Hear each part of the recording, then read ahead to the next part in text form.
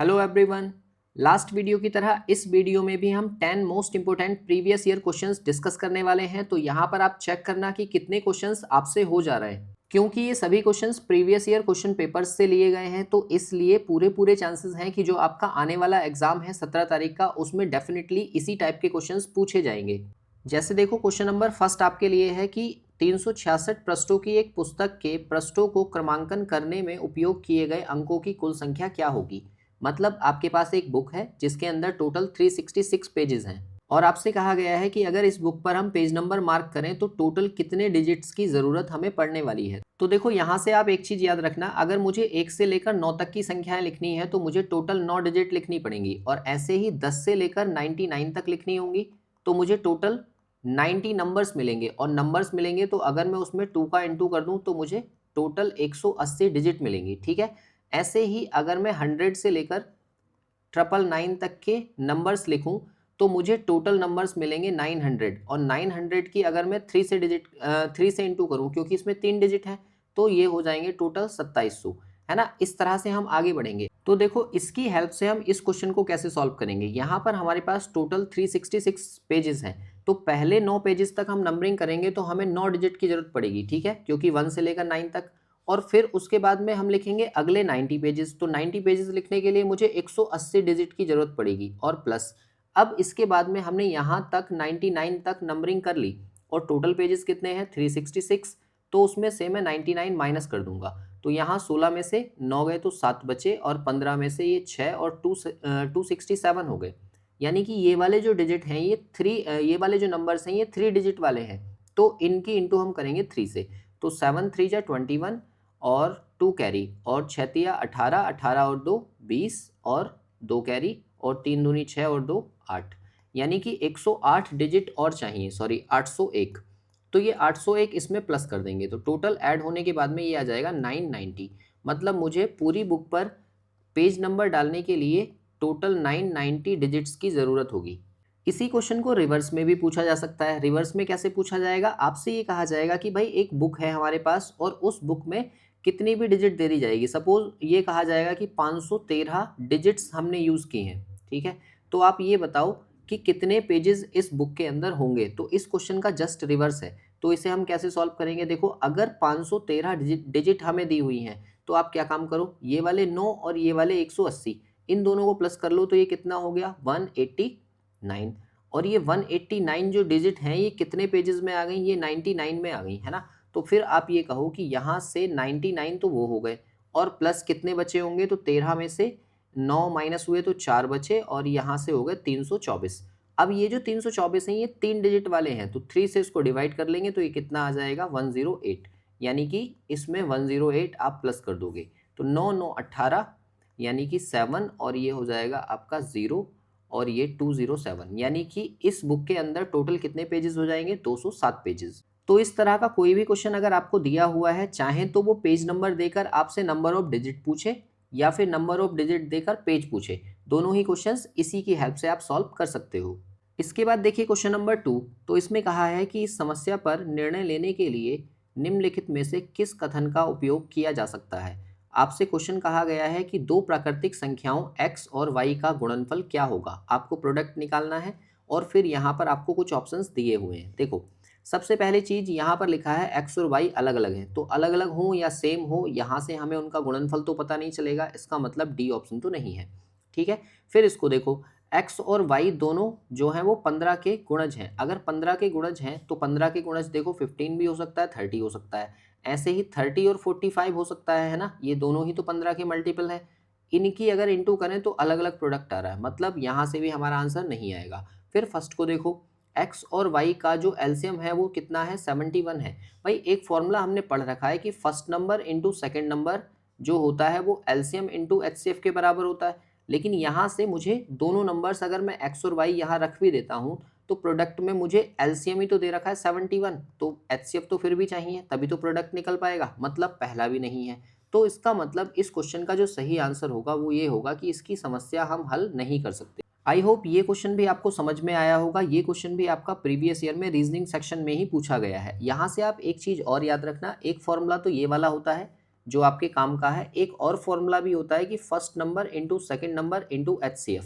अगर मैं इन तीनों की इंटू कर दूं तो मुझे एलसीएम मिल जाता है। ये क्वेश्चन भी काफ़ी हेल्प करता है आपका एलसीएम और HCF के क्वेश्चंस को करने में, जहां पर पहला और दूसरा नंबर जो है ये को प्राइम नंबर्स हैं, इसलिए इस चीज़ को आप याद रखना। इसके बाद देखिए क्वेश्चन नंबर 3 को, तो उसमें कहा गया है कि क्या नौकरी के सभी सरकारी काम ऑनलाइन होने चाहिए। भाई आपसे कहा जा रहा है कि कोई भी फॉर्म आप भर रहे हैं जॉब के लिए तो वो सारा का सारा ऑनलाइन हो जाए। अब यहाँ पर तर्क दिए गए, तो ये ध्यान रखो कि ये वाला जो क्वेश्चन है ये आपका स्टेटमेंट एंड आर्ग्यूमेंट चैप्टर से है, कथन और तर्क। और इसमें हमें क्या चीज़ें याद रखनी होती हैं, हमारा हाँ या ना मायने नहीं रखता है, हमारे तर्क में पावर होनी चाहिए, दम होना चाहिए, तभी हम उसको सही मानेंगे, अदरवाइज वो गलत मानेंगे। और दूसरी चीज, वो इससे रिलेट कर रहा हो, मतलब ऐसे ना हो कि बिल्कुल आपस में कोई संबंध है ही नहीं। ठीक है, अब देखो यहाँ से हम पहला पढ़ते हैं। इसमें ये कहा जा रहा है कि भाई सरकारी नौकरी के जितने भी काम हैं फॉर्म भरने के, वो सारे क्या हो, ऑनलाइन हो, कोई भी ऑफलाइन वर्क ना हो। मतलब आप आवेदन कर रहे हैं तो भी ऑनलाइन हो, ठीक है, डॉक्यूमेंट वेरिफिकेशन हो रहा है वो भी आपका ऑनलाइन ही होना चाहिए, और ज्वाइनिंग भी मिल रही है ऑनलाइन ही मिले, मतलब सारी चीज़ें ऑनलाइन हो जाए, सीधे आप जॉब पर पहुंचे।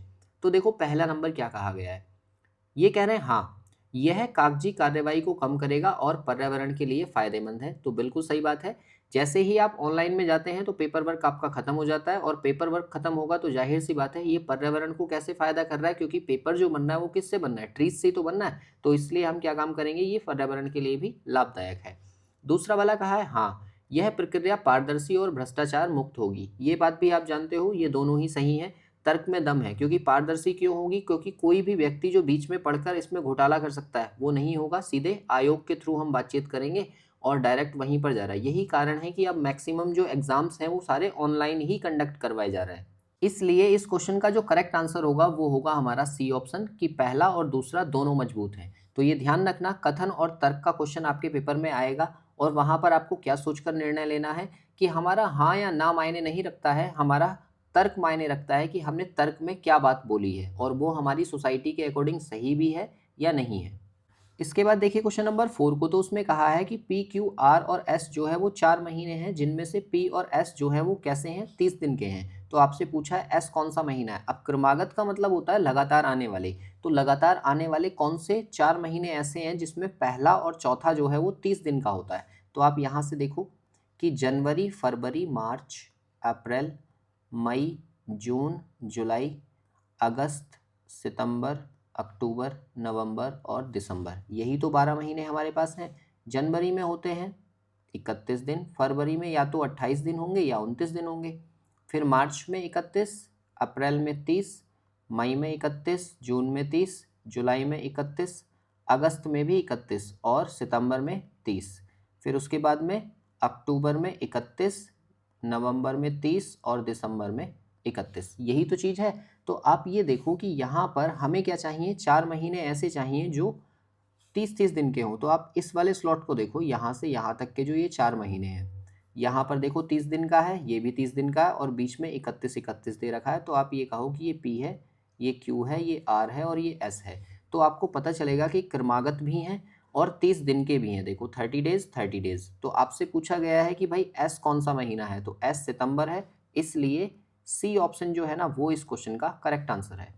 इसके बाद देखिए क्वेश्चन नंबर 5 को, तो उसमें ये कहा गया है कि स्तनधारी, उभयचर और कछुए, इन तीनों के लिए कौन सा डायग्राम आप बनाएंगे। तो देखो यहाँ पर ये क्वेश्चन हालांकि पेपर में पूछा गया है, लेकिन इसमें विकल्प सही नहीं है। क्यों, क्योंकि अगर हम इसको बनाएंगे ना तो ये कुछ इस तरीके से बनेगा, स्तनधारी मैमल्स अलग बनेंगे और उभयचर जो है एम्फीबियन अलग बनेंगे, और कछुए वाला जो है वो टर्टोज अलग बनेगा। टर्टोज कह लो या टर्टल कह लो, दोनों कछुओं में आपको अंतर पता होना चाहिए, बट दोनों ही जो है आप सोच रहे हैं उभयचर होंगे, क्योंकि ये दोनों पानी और पृथ्वी पर रह सकते हैं। लेकिन ये कछुआ जो है उभयचर की श्रेणी में नहीं आता है, ये रेप्टाइल्स में आता है। तो इसलिए ये वाला डायग्राम अगर होता तो सही होता। फिलहाल इसमें ये कहा गया है कि वर्गों के बीच में संबंध को सबसे अच्छे ढंग से दर्शाने के लिए कौन सा वाला सही है। तो हम क्या काम करेंगे, यहाँ पर एक एक करके ऑप्शन एलिमिनेट करेंगे। देखो ये वाला तो नहीं हो सकता, क्यों, क्योंकि कोई भी कछुआ मैमल्स नहीं हो सकता। स्तनधारी नहीं होगा तो अंडे देते हैं कछुए, इसलिए ये वाला तो नहीं है। अच्छा ये वाला भी नहीं होगा क्योंकि ये भी आपस में रिलेट कर रहे हैं, ऑल का रिलेशन बन रहा है। और तीसरा वाला इसलिए नहीं होगा क्योंकि अगर बाई चांस मैं इसमें ये कहूँ कि स्तनधारी को बीच में रखता हूँ तो कुछ उभयचर स्तनधारी में आ जाएंगे, तो ये भी कंट्राडिक्ट करेगा, इसलिए ये वाला ऑप्शन भी गलत होगा। तो इसके लिए अगर हम ऑप्शन मार्क करना चाहें तो ए ऑप्शन मार्क कर सकते हैं कि ए सही होगा। बट ये ध्यान रखना, अगर इस ए के प्लेस पर ये वाला ऑप्शन हमारे पास होता तो हम ये मार्क करते कि तीनों आपस में संबंधित नहीं है। तो ऐसे क्वेश्चंस जो आप ऐसे मान के चलो एक्सेप्शन है, उन वाले क्वेश्चंस को आप स्टार लगा के रखा करो, क्योंकि ये क्वेश्चंस अक्सर पेपर में पूछे जाते हैं और मैक्सिमम बच्चे इनको गलत भी करते हैं। इसके बाद देखिए क्वेश्चन नंबर 6 को। तो क्वेश्चन नंबर 6 आपसे कहा गया है कि ए जो है वो बी से लंबा है, तो हम इसको ऐसे बना सकते हैं कि बी से लंबा ए है तो इसको ऊपर बना दिया, और फिर कहा है बी जो है वो सी से लंबा है तो सी को नीचे बना दिया, और डी जो है वो ई से लंबा है, ना तो इसमें डी दिख रहा ना ई, तो अगला लाइन पढ़ लो। उसमें कहा है कि ई जो है वो ए से लंबा है तो ई फॉर एलिफेंट हम ऊपर बनाएंगे, और फिर इसको पढ़ो कि डी जो है वो ई से भी लंबा है तो डी आ जाएगा सबसे ऊपर। अब यहाँ से ये देखो कि ये वाली जो रो है ऊपर को ऑर्डर हमें दिख रहा है। अब ऊपर ऑर्डर दिख रहा है तो हमसे पूछा है कि निम्न में सबसे छोटा कौन है, तो सबसे छोटा कौन दिख रहा है मुझे, सी, इसलिए सी ऑप्शन जो होगा वो इसका करेक्ट आंसर होगा। ये जो चैप्टर है ये आपका रैंकिंग से रिलेटेड है। अगर रैंकिंग टॉपिक को आपको पढ़ना है और ये वाले क्वेश्चंस करने में प्रॉब्लम होती है तो एक बार डिस्क्रिप्शन चेक कर लेना, वहां पर आपको रैंकिंग का वन शॉट मिल जाएगा जिसमें मैंने आपको रैंकिंग के बहुत सारे क्वेश्चंस करवाए हुए हैं। इसके बाद देखिए क्वेश्चन नंबर 7 को। तो क्वेश्चन नंबर 7 में प्रश्न दिया गया है कि जे पी से किस प्रकार संबंधित है, और देखो यहाँ पर कथन दिए हैं पहला और दूसरा। अब दो कथन है और उससे आपको इसके विकल्प को एक बार देखो तो आपको पता चलेगा कि आंसर देने के लिए कौन सा पर्याप्त है। इसका मतलब ये कौन से चैप्टर से दिया गया है, आप सोच रहे होंगे ये ब्लड रिलेशन से है, लेकिन ये नहीं, ये डेटा सफिशिएंसी चैप्टर से है, इसलिए स्टार लगाओ इसको। और ये क्वेश्चन जो है पूछा गया है शायद 2023 के वीडियो एग्जाम में ही। तो आप देखिए इसको कैसे हम सॉल्व करते हैं। सबसे पहली चीज़ यहाँ पर फर्स्ट वाले से देखो कि क्या हम आंसर दे सकते हैं। इसमें कहा है कि m जो है वो p का भाई है, तो अगर m भाई है तो उसको ट्राइंगल में बना दें, p साइड में बन जाएगा, और t जो है वो p की बहन है तो t को मैंने यहाँ सिस्टर बना दिया। अब देखो क्या इस डेटा के बेस पर मैं j के बारे में कुछ बता पा रहा हूँ, इसके अंदर तो j बना ही नहीं, और j नहीं बना तो इसका मतलब पहले से तो आंसर आएगा ही नहीं। अब सेकंड को देखो, क्या सिर्फ सेकंड से हम आंसर दे सकते हैं, तो इसमें कहा है कि पी की माँ की शादी जो है वो जे के पति से हुई है, तो पी की जो मदर है वो ये है, और ये इसकी शादी किससे हो रखी है, जे के पति से, तो ये पति है तो जे कौन है, ये खुद है। और फिर कहा है जिसका एक बेटा और दो बेटियां हैं, ठीक है। अब जो पी है वो मेल और फीमेल कुछ भी हो सकता है, और दो बच्चे इसके और हैं, ठीक है। इस तरह से हमारा डायग्राम बनना है। लेकिन आप ये देखो पूछा क्या गया है, इसमें पूछा है कि जे जो है पी से किस प्रकार संबंधित है, मतलब जे का और पी से क्या संबंध है ये पूछा गया है। तो आप देखो इस वाले क्वेश्चन से ना, इस वाले डायग्राम से आप इसका आंसर दे पाओगे कि ये इसकी मदर है ना। पी मेल हो चाहे फीमेल हो, हमें तो जे के जेंडर को देखना है, तो जे का जेंडर हमें पता है, इसका मतलब ये क्या है, इसकी माँ है ना। इसलिए हम सेकंड वाले से इसका आंसर दे सकते हैं। तो हम इसका कौन सा विकल्प मार्क करेंगे कि सेकंड जो है केवल पर्याप्त है, जबकि केवल फर्स्ट जो है वो पर्याप्त नहीं है। इसका मतलब डी विकल्प जो है वो इसका सही आंसर होगा। इसके बाद देखिए क्वेश्चन नंबर 8 को। क्वेश्चन नंबर 8 जो है वो डायरेक्शन टेस्ट का क्वेश्चन है। आप देखिए इसको कैसे हम सॉल्व करेंगे। एक चूहा जो है वो 20 कदम पूर्व की ओर दौड़ता है, तो हमने इधर की साइड में इसको बना दिया कि ये 20 कदम है, 20 मान लो, डिस्टेंस कुछ भी ले सकते हैं ना। और फिर आगे कहा है और दाएं मुड़कर 10 कदम दौड़ता है। अब यहाँ से वो राइट मुड़ेगा, इधर साइड में चला गया, और कितने कदम गया, 10 कदम। फिर कहा फिर वह दाएं मुड़ता है और 9 कदम दौड़ता है। अब देखो यहाँ से इसको दाएं जब हम मोड़ेंगे ना तो इधर आएगा, और 9 कदम, तो आपको ध्यान रखना है कि ये जो 20 है ना इससे पीछे ही इसको रखना है। और फिर वह बाएं मुड़ता है और 5 कदम दौड़ता है। अब इसको फिर से हमें बाएं मुड़ना पड़ेगा, तो यहाँ से जब ये बाएं मुड़ेगा तो ये नीचे की साइड में आएगा, और कितने कदम दिए हैं, 5 कदम, तो 5 लिख लिए।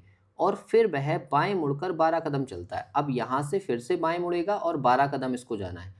तो आप ये देखो कि ये यहाँ से आगे निकल जाएगा, क्योंकि यहाँ से यहाँ तक तो 9 ही है, तो मतलब ये यहाँ पर पहुँच जाएगा, और कितने कदम, 12 कदम। तो आपसे पूछा है अंत में वह बाएं मुड़कर 6 कदम चलता है। अब देखो बाएं मुड़ेगा तो इधर की साइड में जाएगा, और यहाँ से ये आ गया 6 कदम।